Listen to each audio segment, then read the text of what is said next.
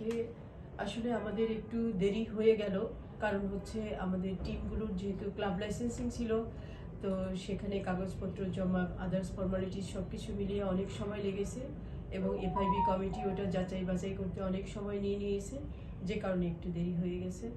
যাই হোক, আমরা অবশেষে শুরু করতে যাচ্ছি আগামীকাল, অর্থাৎ 14ই ডিসেম্বর থেকে 26শে ডিসেম্বর, এই 13 দিন দলবদল। 29শে ডিসেম্বর লিগ শুরু এবং 31শে ডিসেম্বরের ভিতরে লিগ শেষ।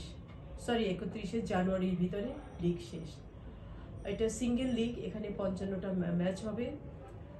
আমাদের এই লিগে আমরা ফরেন প্লেয়ার 4টা অ্যালাউ করেছি, কিন্তু খেলবে 3 জন।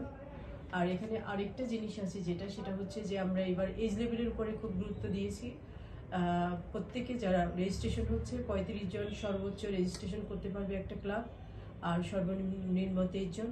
এর ভিতরে আমাদের আন্ডার 17 থেকে 4 জন প্লেয়ার থাকতে হবে প্রত্যেকটা টিমে, এবং আন্ডার 20 থেকে 4 জন প্লেয়ার থাকতে হবে।